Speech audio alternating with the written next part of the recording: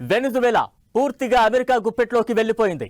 ఇక అగ్రరాజ్యం ఏది చెబితే అదే శాసనం అక్కడ పాలించడం లేదు. కానీ వెనిజువేలా మీద పూర్తి అధికారం అమెరికాదే. ఒకే దెబ్బకు రెండు పిట్టలు అనే రేంజ్ లో ఆ దేశాన్ని ఆధీనంలోకి తీసుకోవడంతో పాటు డ్రాగన్ కంట్రీకి దిమ్మ తిరిగి మైండ్ బ్లాక్ అయ్యే రేంజ్ షాక్ ఇచ్చాడు ట్రంప్. మరి ఇప్పుడు ఏం జరగబోతోంది? వెనిజువేలా సంక్షోభంతో ప్రపంచవ్యాప్తంగా పరిస్థితులు ఎలా మారబోతున్నాయి? చైనాకు భారీ నష్టం తప్పదా? పూర్తిగా అమెరికా గుప్పెట్లోకి వెనిజువేలా. ట్రంప్ ఆదేశాలతో సరికొత్త సంచలనాలు.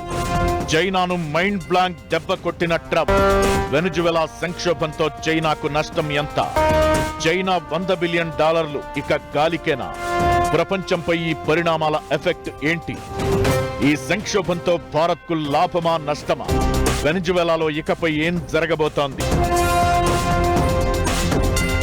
వెనిజువేలా అధ్యక్షుడి ఇంటిపై సైనిక దాడి చేయడం, మదురోను అరెస్టు చేయడం, ఆ తరువాత ఆ దేశ ప్రభుత్వాన్ని అదుపులో పెట్టుకోవడం, వీటన్నింటి వెనక ట్రంప్ డబుల్ స్ట్రాటజీ కనిపిస్తోంది. ఆ దేశాన్ని పూర్తిగా తన కంట్రోల్లో పెట్టుకోవడంతో పాటు చైనాకు షాక్ ఇవ్వడం ప్రధాన లక్ష్యంగా కనిపించాయి.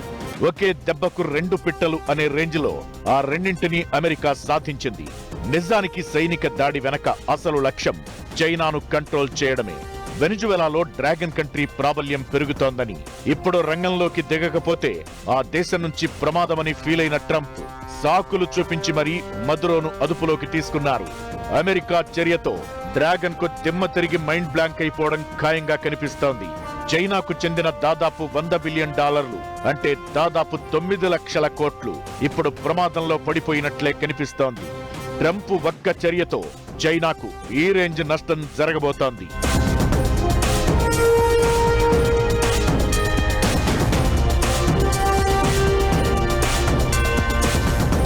వెనిజువేలాలో అపారమైన ఖనిజ సంపద ఉంది. లాటిన్ అమెరికాలోనే అతిపెద్ద బంగారు నిల్వలు ఈ దేశంలో ఉన్నాయి. వజ్రాలు, ఇనుము, బాక్సైట్ తో పాటు రేర్ ఎర్త్ మినరల్స్, నికెల్, రాగి, జింక్, టిన్, టంగ్స్టన్, టైటానియం లాంటి కీలక ముడి పదార్థాలు ఉన్నాయి. ఇది ముందే గుర్తించిన చైనా భారీగా పెట్టుబడులు పెట్టింది.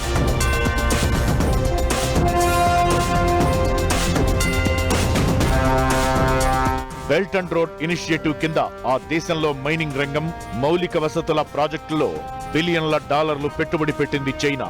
నిజానికి ఆ దేశ చమురుకు చైనా అతిపెద్ద కొనుగోలుదారు మాత్రమే కాదు, అతిపెద్ద ఇన్వెస్టర్ కూడా. 2008లో చైనా ప్రభుత్వ సంస్థ సిఎన్పిసి వెనిజువేలా ప్రభుత్వ సంస్థ పిడివిఎస్ఏతో కలిసి పెట్రో సినోవెన్సా అనే జాయింట్ వెంచర్ ఏర్పాటు చేసింది. చమురు ఉత్పత్తి ప్రారంభించింది. అది ఎక్కువగా చైనాకే ఎగుమతయ్యేది. ఇలా వెనిజువేలా చమురుకు చైనా అతిపెద్ద మార్కెట్ గా మారింది. ఇకటు వెనిజువేలాలోని హువాయి, జట్టి లాంటి టెలికమ్యూనికేషన్ రంగాల్లోనూ డ్రాగన్ భారీగా పెట్టుబడులు పెట్టింది.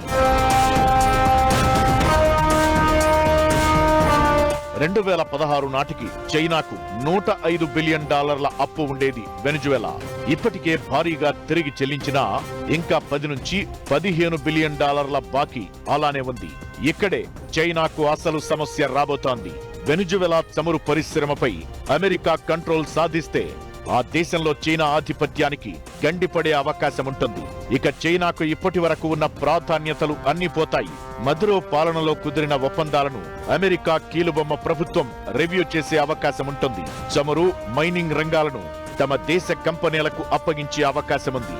అదే జరిగితే చైనా ఆధిపత్యానికి చెక్ పడడం ఖాయం. వెనిజువేలాలో డ్రాగన్ కంట్రీ పెట్టిన $100 బిలియన్ పెట్టుబడులు ప్రమాదంలో పడిపోయే అవకాశం ఉంటుంది. ఇలా వెనిజువేలాను అడ్డుపెట్టుకుని చైనాను నిండా ముంచడం ఖాయం. 2019లో యుఎస్ కంపెనీస్ అన్ని తరిమి కొట్టాడు ఆయన. ఆ కోపం ఉంది ఆయనకి. అంటే ఇప్పుడు మళ్ళీ యుఎస్ కంపెనీస్ వెనిజువేలా పెట్టుకొని ఆ ఆయిల్ ని దోచుకోవాలి, ఇదే లెక్క. ప్లస్ ఇదే కాదు, వెనిజువేలాలో కూడా మినరల్స్ ఉన్నాయి. ఆ మినరల్స్ కూడా తీసుకోవాలని తపన అయింది. ఎందుకంటే చైనా కంట్రోల్ 72%, 73% మినరల్స్ మీద ఉంది. ఆ మినరల్స్ ని ఇప్పుడు చైనా మీద అంటే తెలిసిందే, ఎప్పుడైనా చైనాతో ఇబ్బందే కదా.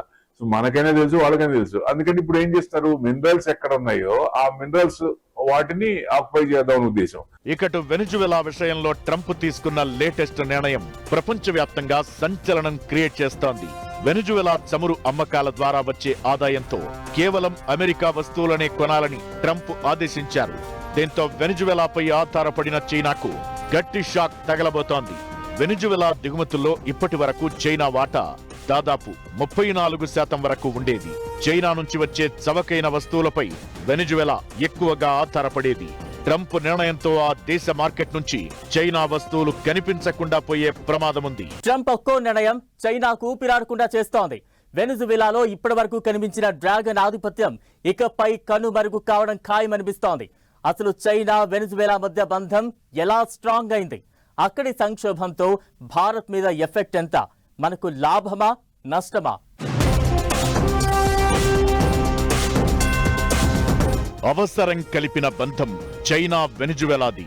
ఒకరితో ఒకరి అవసరం ఇద్దరి మధ్య బంధాన్ని పెంచింది.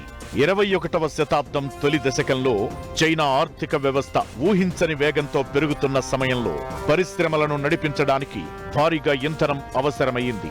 అదే సమయంలో చమురు సంపదతో నిండిన వెనిజువెలాకు అమెరికాపై ఆధారపడకుండా తన ఆర్థిక వ్యవస్థను మార్చుకోవడానికి భారీగా నగదు అవసరమయ్యింది. వెనిజువెలా మాజీ అధ్యక్షుడు హ్యూగో చావెజ్ చమురు పరిశ్రమను జాతీయం చేశారు. దీంతో అమెరికా ఆర్థిక ఆంక్షలు విధించింది. యుఎస్ తో దూరం పెరిగింది. ఇలాంటి పరిస్థితుల్లోనే చైనా దగ్గర కావడం ప్రారంభించింది. మాకు మీరు మీకు మేము అనే రేంజ్లో ఒప్పందాలు కుదుర్చుకోవడం స్టార్ట్ చేసింది. అలా దశాబ్దాలు తిరిగేసరికి వెనిజువెలాలో చైనా ఆధిపత్యం కనిపించింది. ఇది ప్రమాదమని భావించిన అమెరికా ఇప్పుడు వెనిజువెలాను గుప్పెట్లోకి తీసుకుని చైనాకు షాక్ ఇచ్చింది.